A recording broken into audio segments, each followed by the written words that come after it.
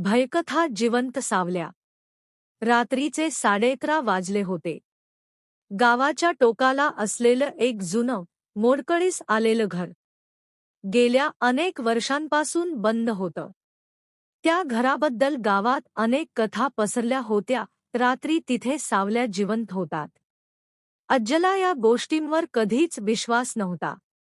मित्रांच्या चेष्टेमुळे त्याने ठरवलं, आज त्या घरात जाऊन दाखवतो. हातात टॉर्च घेऊन तो त्या घराच्या दिशेने निघाला.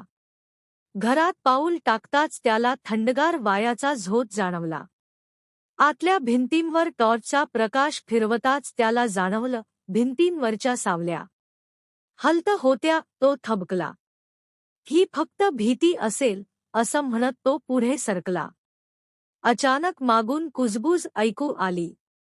अज्ज. त्याच्या अंगावर काटा आला.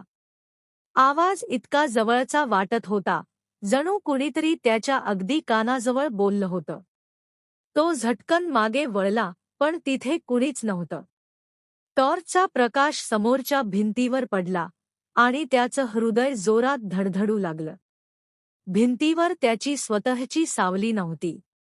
त्याऐवजी 4 वेगवेगळ्या सावल्या त्याच्याकडे सरकत होत्या. त्यांचे हात लांब, विकृत आणि डोळे लालसर चमकत होते. अज्ज घाबरून मागे हटू लागला. पाय अडखळून तो जमिनीवर कोसळला. त्या सावल्या जवळ येत होत्या, जणू त्याला ओढत होत्या. त्याने डोळे घट्ट मिटले आणि ओरडला. काही क्षणांनी सर्व काही शांत झालं. धाडस करून त्याने डोळे उघडले आणि समोर काहीच नव्हतं. सावल्या गायब झाल्या होत्या. थरथर तो उठला आणि धावतच घराबाहेर पडला. मागेन वळता तो गावाकडे पळू लागला. दुसऱ्या दिवशी गावकऱ्यांना त्या घराजवळ अजयचा मोबाईल सापडला. त्यात एक शेवटचा फोटो होता, भिंतीवरच्या सावल्या आणि त्यांच्यात अजयची सावलीही उभी होती. पण त्या रात्रीनंतर अज्जला कुणीच कधीच पाहिलं नाही.